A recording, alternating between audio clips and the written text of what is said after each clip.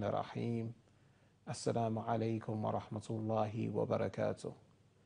Peace and blessing be upon you all, dear viewers from all around the world.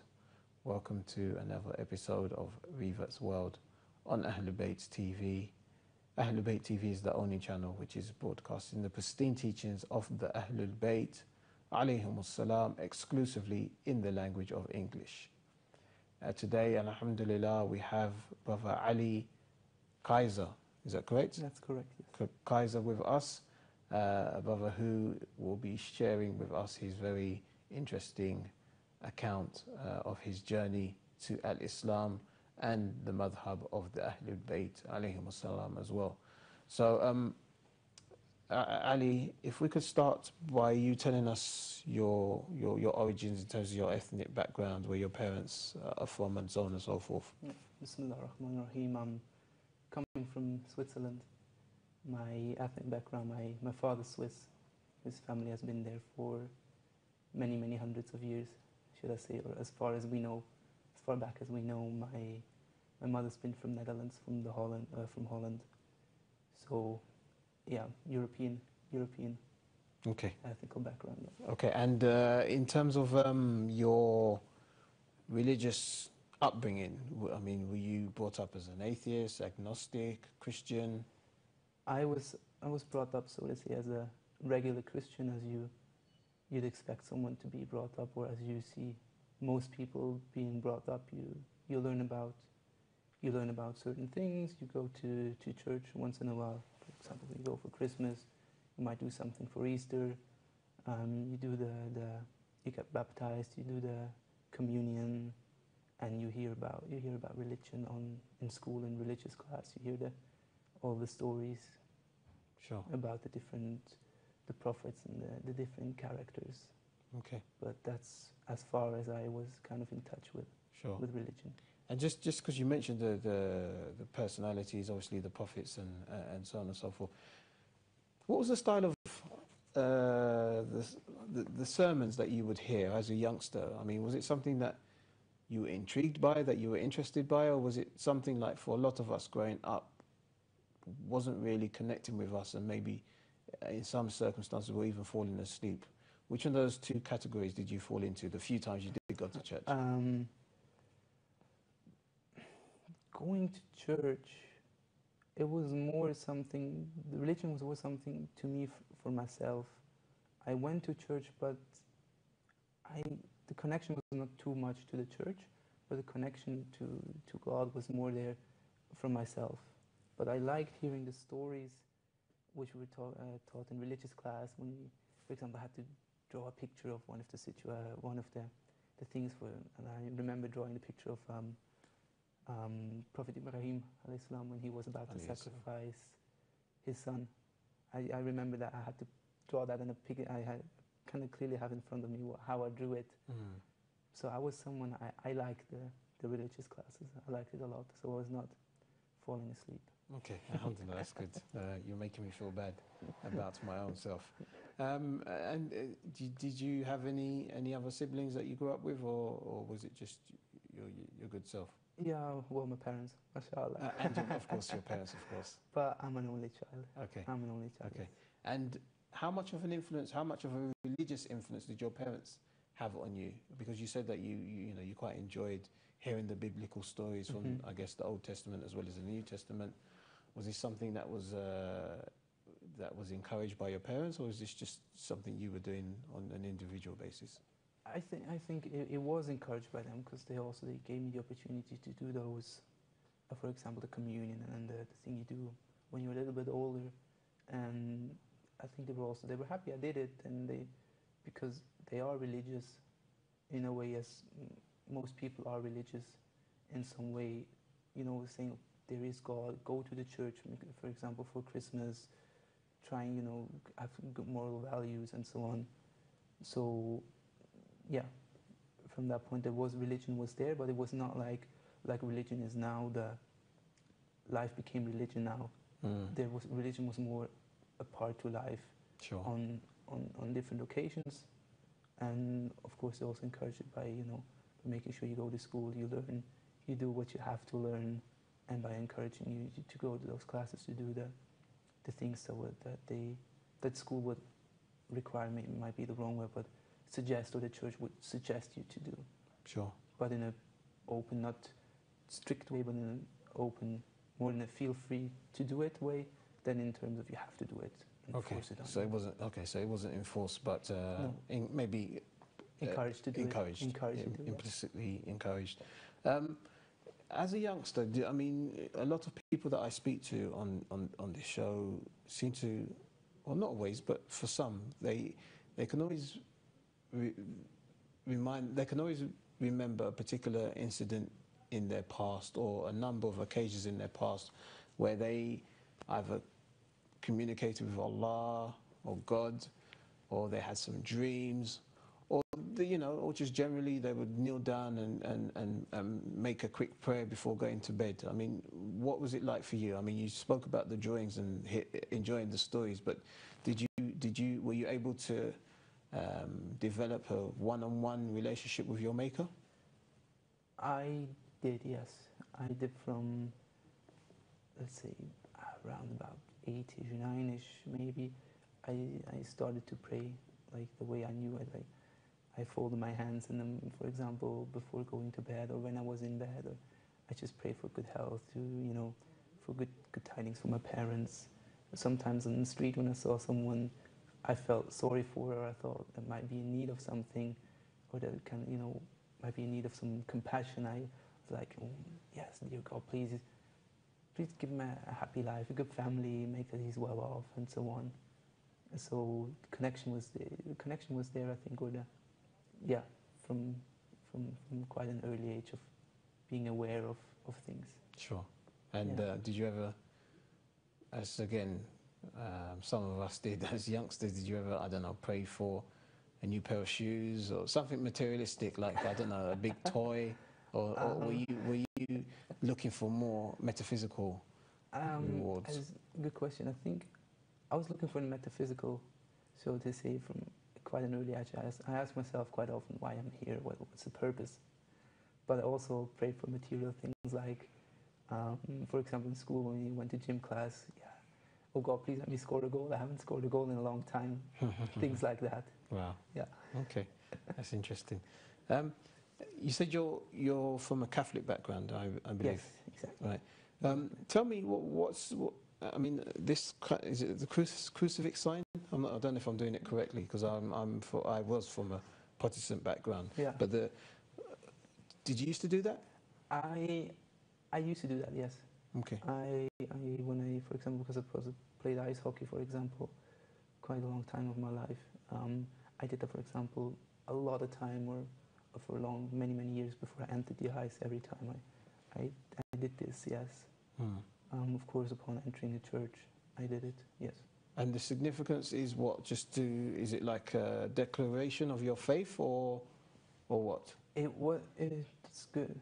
It's a good way of saying it. It was a declaration of faith. It was not like, of course I said Father, Son, Holy Spirit, but to me it never was three things. Of course, you heard people talking about the Trinity, you heard people talking about the Prophet, Jesus being Son of God, and so on. Yeah, I said that kind of myself because we were taught to, but when I prayed, I was not praying to Jesus.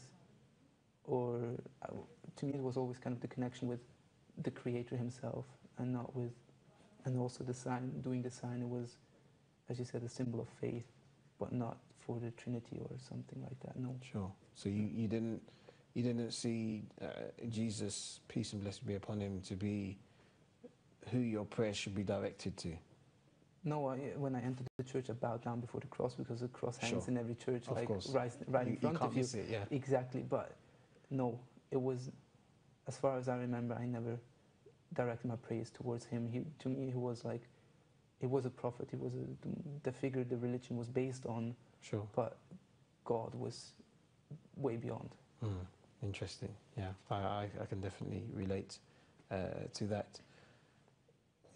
I mean, you mentioned how you started of your own volition, becoming quite religious thinking of metaphysical matters at a very young age, you know, pre-teen years even, which is arguably quite young, which obviously is a good thing. However, you would have sooner or later become a teenager, and there must have been social pressures, peer pressures around you that would have meant that you would have eventually done some things which now, obviously, as a Muslim, we would frown upon, whether that be, I don't know, drugs or alcohol or whatever, women. I mean, did these things affect you? Not for a long time, unfortunately, or of course, however, from whichever point of view you want to see it in this society, at some point it did, but I would place the barrier there at around 18 to 20 that I kind of surrendered.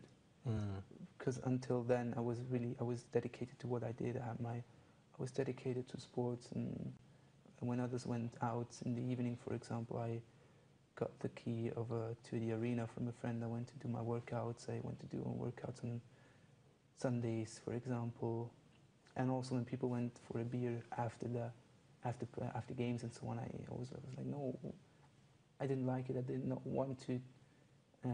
Also, even though people say, yeah, come on, let's go out, you know, this, for example, women, that, alcohol, this, it was not something appealing to me for a really, really long time. But then, yeah, you're in that society, you're surrounded by it. It's a subject like so often, it's so in your face in the West. So at one time, it got to you. But mashallah, only for a short period of time and not too hard. Alhamdulillah. So you were able to hold it off until the age of 18. Many of us would be very impressed with that period of time that you were able to resist the let's call it the temptations. But what was the underlying reason why you were able to hold back for so long? Was it because of the fact that you were conscious about sports, or was it because you had this religious conviction, or maybe was it just a combination of the two? I think sports might have been the thing I could hold on to, but in the end, there's always been. I've read a lot of books. Like as soon as I finished one, I would start another one on spiritual matters. So in the end, it was spirituality, but let's say in the costume of sports. Sure. So to say, yeah. Okay. I will put it that way. Sure. So I mean, again, these books that you were reading at this particular point in time in your life, what messages, what were you taking from these books? Because these books, I'm assuming, hadn't at this point had anything per se to do with Islam. They may have mentioned Islam in passing, but they were books on spirituality. So what were you taking from these books? It was, in the end, it was about finding your inner self. I would say it was a lot about mental training, about focusing, but then there were also books that went beyond, that went more to the metaphysical side, how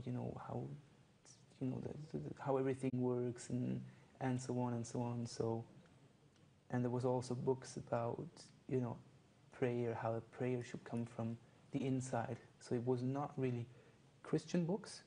It was more, of course, it was based on the Christian society, but it was more to the metaphysical, spiritual side, and more, let's say, maybe New Age, but not too New Age, not what you know from like religion, Christianity itself, but like taking it a little bit to a more spiritual side. Sure. And did you? I was going to say fall into the trap, but that may be slightly unkind. But did you go along the path that a lot of Westerners tend to do when they're looking into spirituality, in terms of maybe looking into religion like Hinduism or Buddhism or Taoism? Yeah. In the end, I have to say there was always was the guideline of a divine religion underneath it. Even though I was looking for, I always continue my search, so to say. But I ended up reading a lot about Buddhism because of the warrior background they have with the samurai and everything. Because it related a lot to the sports again. Sure. But I ended up there, I also tried to meditate, or I even meditated, let's say, once a day, and tried to do more meditations than just once a day. So I ended up in the end there, but still, it was to me a divine thing in as far as I thought that the word Buddha, even though I knew it was a figure, but when I said, for example, doing something wrong, or God, Buddha, Allah, please forgive me, Buddha for me was just the word. God, East Asians, Buddha, you know, Allah, you said. Exactly. Because I didn't know how to call him, right? Because I thought, okay, Muslims call him Allah, we in the West, we call him God, in the East, they call him Buddha. So it was always the thing beyond. Sure. But I did not find the path beyond what the books were telling me. Sure. So you got 2 out of 3, right? Allah, God. Maybe Yeah, exactly. Buddha was exactly. slightly contentious. Exactly. Although obviously, I'm sure you're aware that there are some theories that he was actually a prophet, and maybe his teachings have somehow been deviated later. That's one theory that I've come across in the past. Your very first encounter with Islam, again, you may have come across it in passing in the books you're reading, but I mean, did you ever come across anybody who spoke about Islam at all? No, I actually didn't. One thing in the book that you're mentioning now, I read one of those books about this more spiritual side, was that one of those authors said that the Muslims say that the Christians are on the right path, but haven't taken the next step yet. And I always use that in a debate when I was talking to someone, when it was about religions. I kind of supported the Muslims in that way, and then, but I never got to encounter someone until 1.5 years back from now. I mean, how does that play in terms of, you obviously must have been exposed to the media, and I can only assume that, not always of course, but the portrayal of Islam in Switzerland cannot be good, at least not all the time. The majority of the time it would be negative. So surely you must have had a negative image of Islam, no? I would say yes and no. Of course, you read, unfortunately, what you read about, for example, what happened on 9/11. You built up your anger against those people, just simply because you don't know how to differentiate between the people who, for example, did those attacks and what Islam truly is. So yes, there kind of was like I was influenced by the negative image portrayed by the Western media. I would say so, yes. Okay. And how was it for you when you first encountered a Muslim for the first time? I mean, did you envisage that person as being a potential terrorist or a backward person or anything like this? No, when I think like this, the first Muslim person I encountered consciously is my wife, whom I'm married to now. So, mashallah, yeah. Okay. She's a good person to be the first impression of Islam, yeah. Sure. So, and obviously she gave you a positive impression. Most definitely, yes. Alhamdulillah. Alhamdulillah. At the juncture at which you met your wife, what was your knowledge of Islam like? Did you know much or none at all? Nothing at all? I did not know too much at all. I just knew it was a religion, one of the 3 big religions, as we call it. To me, as I said earlier, it was like the religion of the Middle East, whereas Christianity is the religion of the West. So to say, there was not. I didn't know too much about it, but it was like all kind of in search of the same thing. Sure. So to say, yeah. Sure. And so how did you go about, I mean, I'm assuming you maybe entered into debates or discussions with who was, she wasn't your wife at that particular point, but your future wife. Was this how you began to learn more, or how did it happen? Exactly. It was just by her challenging my thought, because of the God, Buddha, Allah thing, the 3 things that she mentioned, but that one is not God, is a person, is a figure who has a nice philosophy and brought a nice philosophy to the East, nice way of life, but he's not God. I think that thing that really challenged me in how kind of to review my view of the world and review my view of religions. Sure. Yeah. Sure. And then also made me want to learn more about Islam. Okay, so you began to learn more, what, from just discussions, or did you start reading yourself?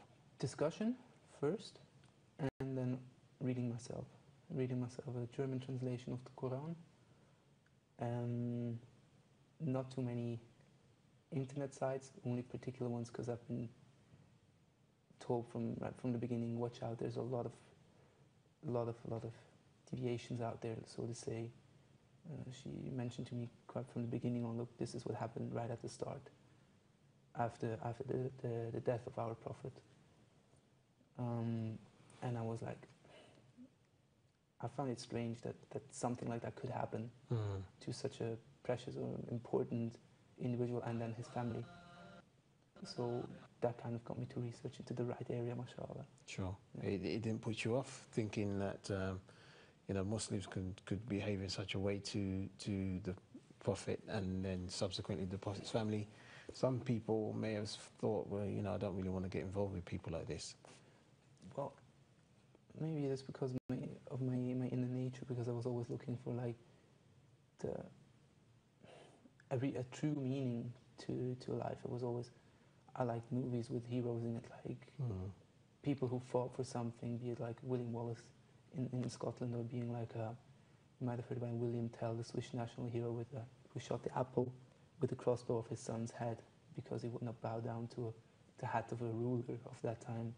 So I was always attached to that. So when I heard the story of Islam and what happened then to a small minority by a big majority, I could relate to it really, really quickly.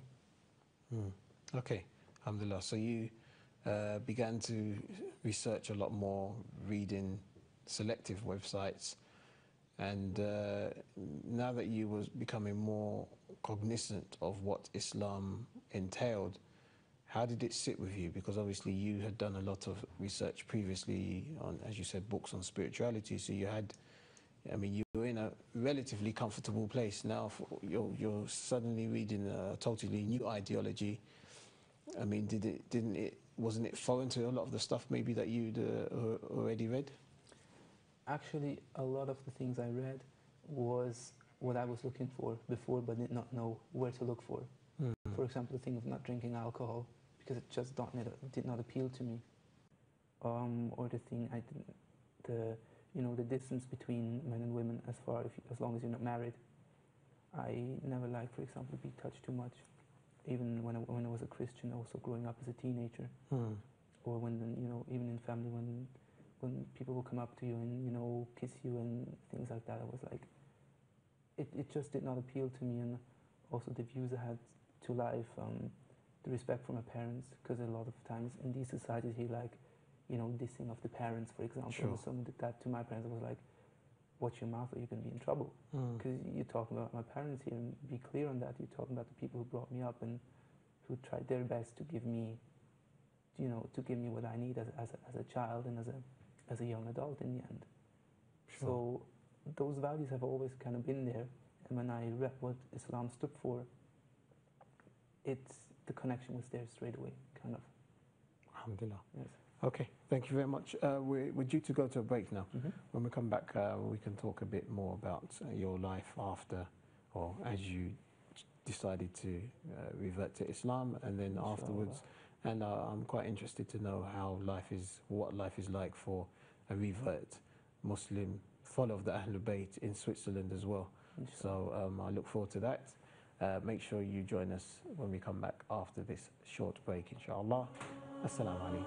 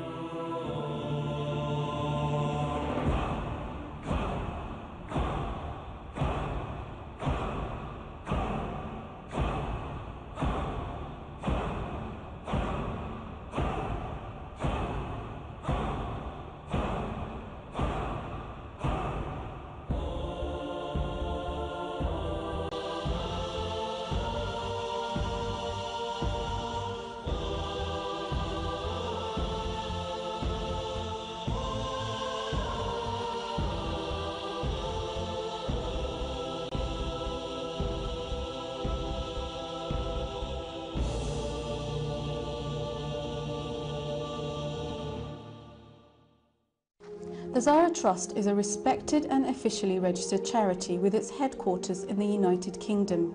The Zara Trust is currently the only charitable endowment that produces quality Islamic educational programs for children and adults in various languages. These are widely distributed to many Shia and non-political satellite channels for your benefit. The Zara Trust is also working on humanitarian projects globally. In Iraq to help support widows and sponsor orphans. In Afghanistan to build schools for children.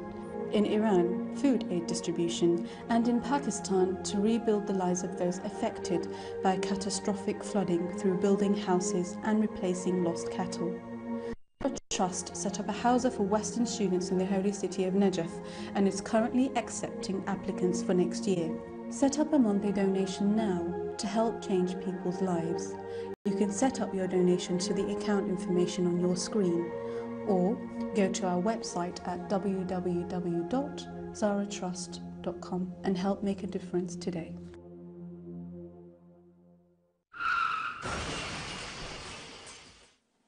Stop. Had an accident in the last 3 years? Not your fault? We can help to get your compensation. We manage your claim for you, whether a new accident or an old accident. No hassle, no worries, no fees. You keep everything of your 100% compensation. Call us now to report your claim on 0800 910 1000 or visit www.smartclaims.org. Advertise on Ahlulbayt TV and uplift your business. Whether you're looking for a local, national or even a global English-speaking audience, we can certainly help you. We offer competitive advertisement spots, creative packages that are market competitive and value for money. We can arrange for your advert to be designed for you. We have a range of packages to suit every budget, with prices from as little as £15 a spot. Visit our website ahlulbayt.tv/advertise and register your details to receive a special promotional code. Call 0044 121 258 0522 or email advertise at ahlulbayt.tv.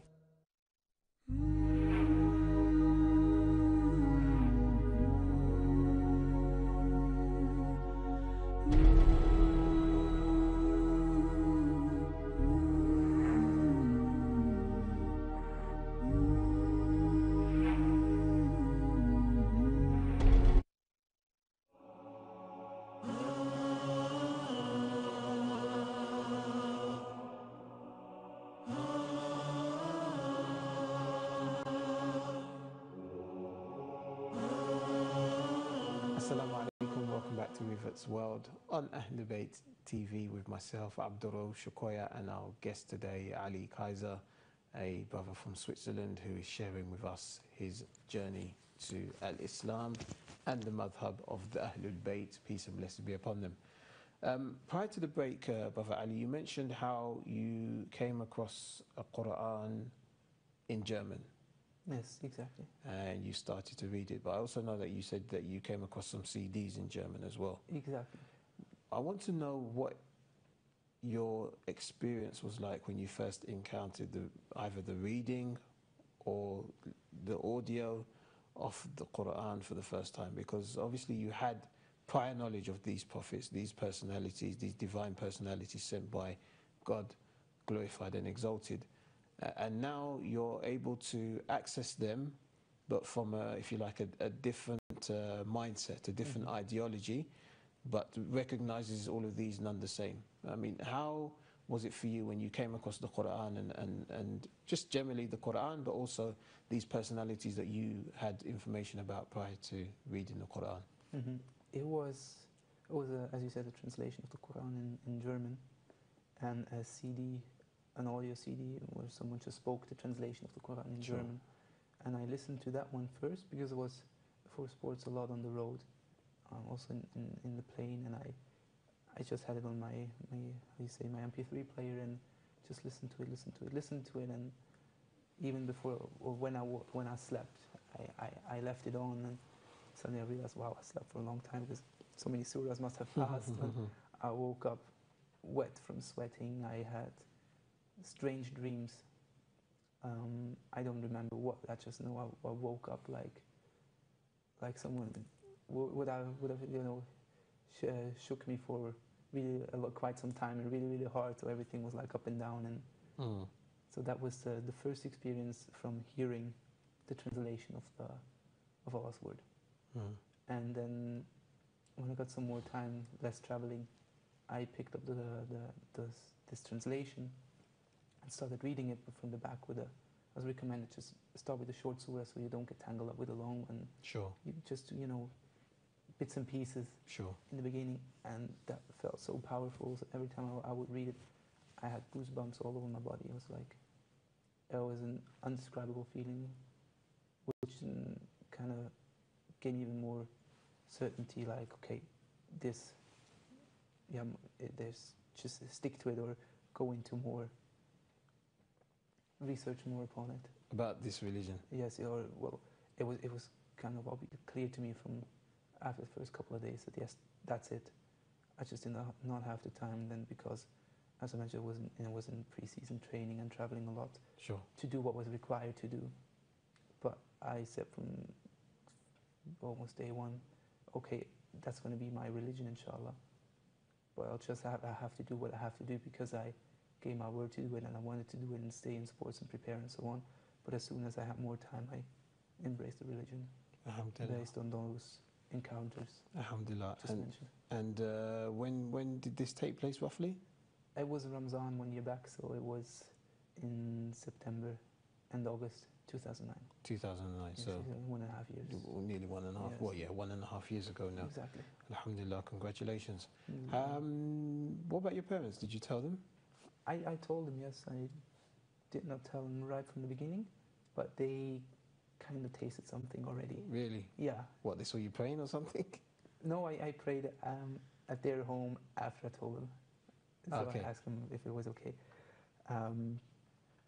Of course, to them it's new. It's something you have to adapt to because, of course, there's differences or there's some things you don't do anymore, things you try to stay away from. Sure. But there was absolutely no problem to it. They were welcoming to it. They're asking questions about it, even present you with articles in the newspaper. Really? And asking about, saying, but they write this and this and that, and then you have to say, yeah, look, don't believe too much what they write because they might be against it. But all in all, they were okay with it and supportive in a way. Yes. Alhamdulillah. Mashallah. And how has it been since it's been 18 months, as we said? How's it been? Because I'm assuming when you reverted, most of that time has now been spent back in Switzerland as opposed to Canada. Exactly. Is that correct? Yeah, exactly. I mean, what's it like being a revert Muslim in Switzerland? My experiences, mashallah, so far have been good. Of course, you yourself have to change a lot. You have to get rid of a lot of customs and adapt new customs as much as, for example, clean, what's purity, how to lead a clean life, and so on. But overall, in Switzerland, it's for what I've encountered, it's been good. For example, my employers, whom I've worked for in the past 2 years, they allow me to do my prayers. For example, I work in a separate room. They're like interested in why and how, and let's sit down and talk about it when we have a meeting, kind of to see where we're at work-wise. We spent a lot of time on speaking about religion, because one of my employers, or actually both of them, my bosses, they are pretty religious Christians. Right. So we spend a lot of time in discussion, actually. Right. So from that point of view, for myself, it's been really, mashallah, easy. It's forgive my naivety. It's just, I don't know. Maybe because you're Switzerland, but I know you're not a million miles away from a place like Denmark, for example, where I know even somewhere like Holland, where you mentioned that your mother was from originally, where there seems to be a lot more hostility towards Islam. I mean, has this hostility not affected Switzerland? One big thing that was on about 1 year back was the Minaret initiative. I think that went around the globe almost. That's right, yeah. Where the vote was, should Muslims be allowed to build minarets or not? And apparently the vote was no. Even though a lot of people regret this. Also the Religious Council, for example, of Switzerland, where the Jews, the Christians and the Muslims are represented all by three persons, they regretted. And they feel sorry for not being active enough to enter the debate and saying what should have been said to allow it. Hostility, there's always people hostile in the end. I don't think it's too hostile, but it's also not too pro. It is a small country, Christian country, quite some Muslims, but people just don't know too much about it. So you hear the odd commentary about something when you listen, or when you read when people comment on about what they read in newspapers. So yeah, not too hostile, but also not. There needs a lot to be done to display a good picture of Islam and what it really stands for, as opposed to what those paintings that people in Denmark did. Sure. Or the hostility in the Netherlands. Sure. Alhamdulillah, you have a beautiful command of the English language, but I know that German's your first language. Exactly, yes. So my assumption would be that if you had a choice between reading something in German or English, you would probably choose German. Exactly, yes. Therefore, my next question is in terms of material, not just for yourself, but just in terms of, further propagation in Switzerland. How much material do you have in the German language, especially about the teachers of the Ahlulbayt? Yeah. Well, we bring our books, a lot of books from London, because mashallah, there's a lot of books here. In Switzerland, there's a big in Germany, there's a big center in Hamburg.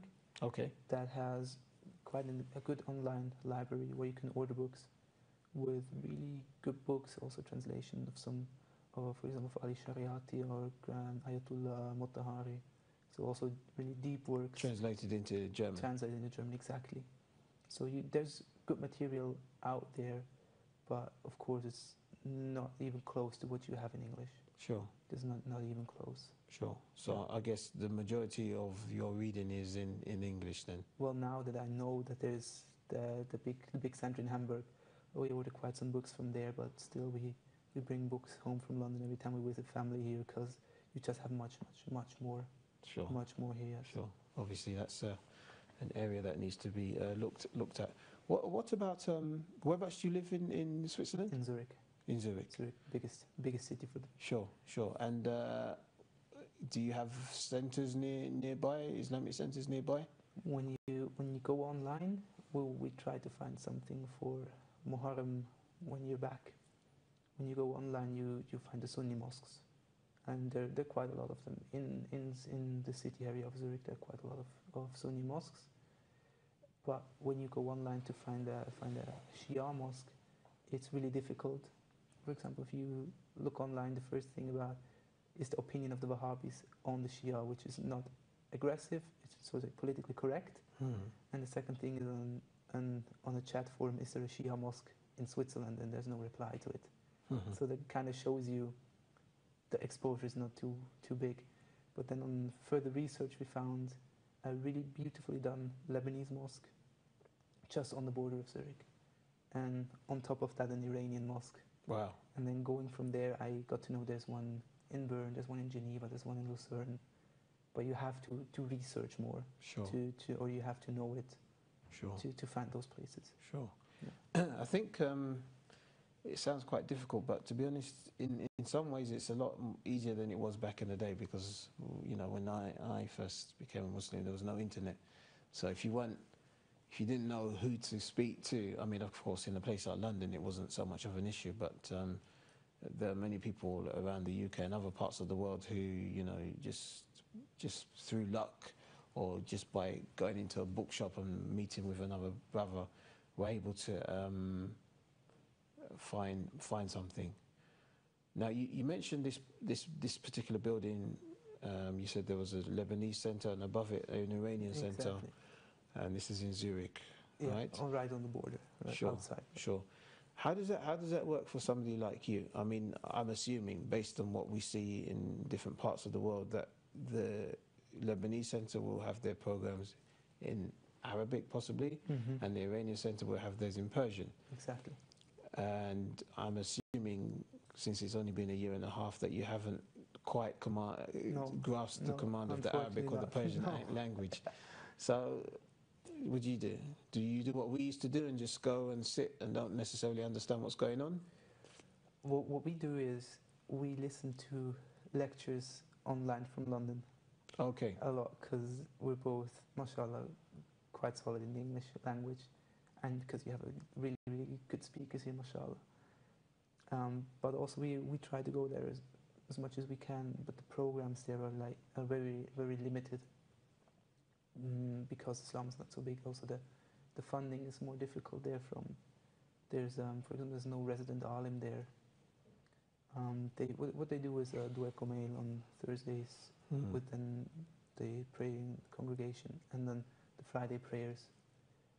There might be something on Tuesday in summers, might be not, but for example, there's no one who speaks on a regular basis, and also it's more like the prayer starts when there's enough people, which kind of shows you there's not too many people. Also, sometimes the connection is not there, that the Iranians, for example, they did their prayers, they have someone who leads the prayer, and my brother-in-law and I, we were in the Lebanese mosque, we wanted to do a Jamaah, and there was no one there, so we prayed on our own, and then we found out that 20 minutes later, upstairs, someone was leading the prayer. So there's, a little bit of work that needs to be done. Sure. And in terms of reverts, Brother Ali, are there many other Alis out there in Switzerland? I've encountered some, but they're all native Muslims. Right. There's one brother who's retired now already, who was a Sunni for 17 years, and now he's joined our school of thought for the last 5 years, I think. But he's the only revert I've encountered so far. Really? Yes. How do born Muslims in Switzerland, how do they treat you? It's the first times I went there, I just got in contact with the one who opened the mosque, because I was there before they opened it. So I had a talk with him and a connection to him straight away. With the other ones, I got in contact, let's say, after the second, maybe third time. Some approached me, the others I approached them by entering and saying Assalamu alaikum to everybody. Sure. So they would see, okay, he's really one of us, he's not just some European who lost his way and wants to see what's in here. So, but because of maybe also the language barrier, it is more difficult, but when they see you coming on a regular basis, and they see you speaking to some brothers who they know, they come up to you and want to know, and they're going to want to share and want to know what you're about and so on. Sure.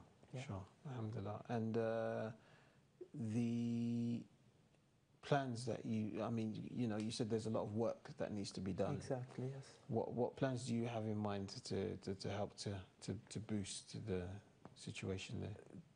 What kind of is unfortunate for us is that when you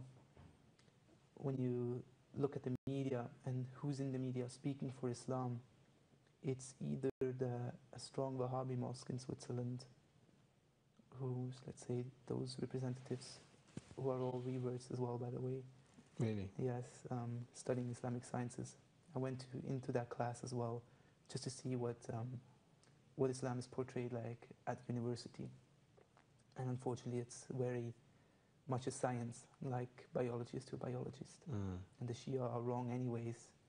But then the 7th lecture, for example, started with a picture of the shrine of Imam Rida alayhi salam. So which kind of shows you the Shia are wrong, but then in the end, one lecture is all about Mamun and Imam Rida alayhi salam. So there's a lot of people don't know about the truth, so to say, and base their opinion upon what Islam critics write, what the other Islamic sects have to say, and there's no one of our school to represent them. And as I said, if you go online, we are not represented. We're not represented by a Swiss community who make sure all the Shias are united, who make sure if someone, for example, goes to travel to Switzerland, finds his mosque right away in his area or his group right away, so he can go on a Friday or on a Thursday evening or whatever. So in terms of that, there's a lot of work to be done, also to make sure that the Muslims who are there kind of open up themselves and, you know, try to cross the barrier of the language as well, which of course is a barrier because there's a lot of people who immigrated because of the war, for example, in Afghanistan and in Lebanon, which makes it difficult to, you know, to find their way into society. Okay. Yes. So you want to try and help them speak German, or bring them together under one umbrella? Inshallah, we'll try to bring them together under one umbrella first. Try to make sure everyone knows who is where and where's the centers and everything, which was difficult.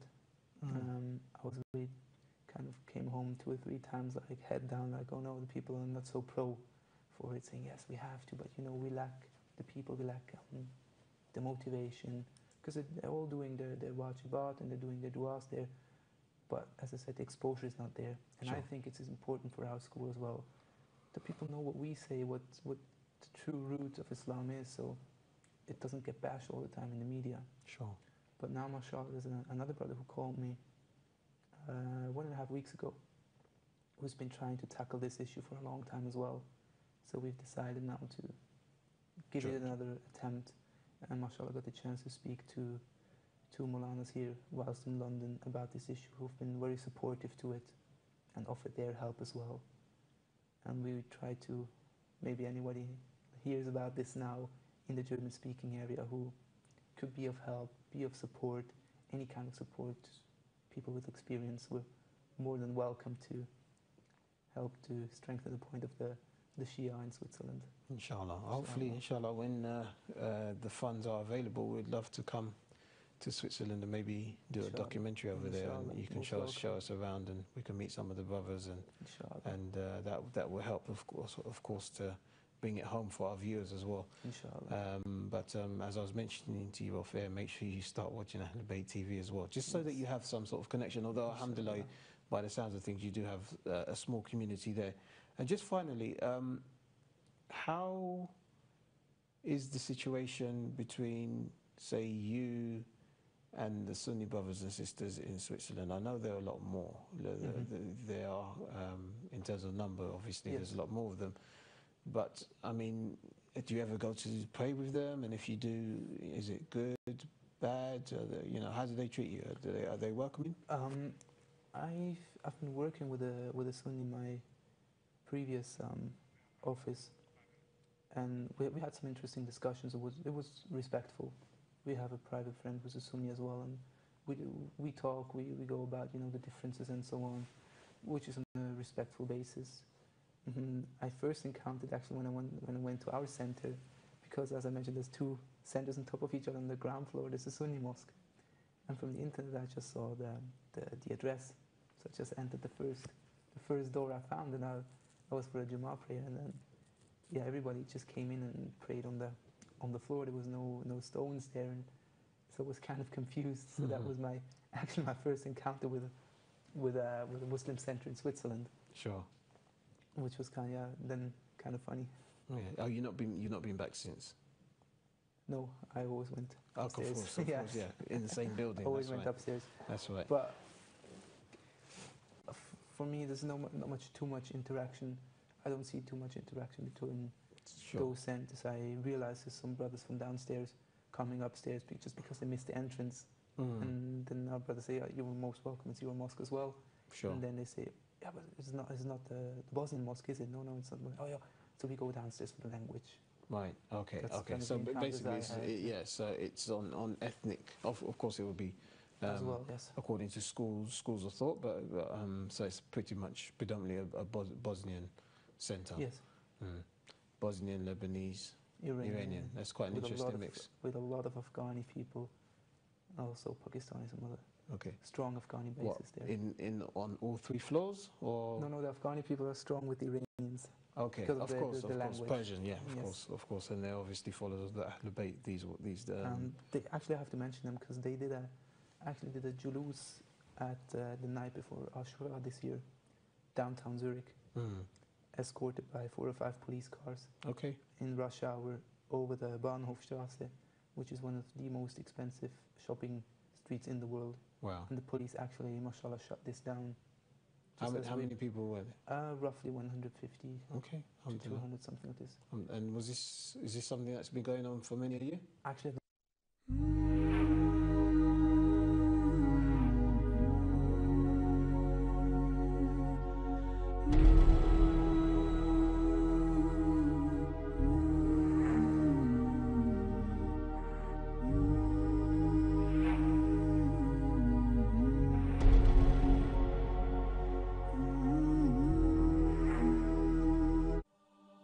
The legacy of Karbala continues to spread globally.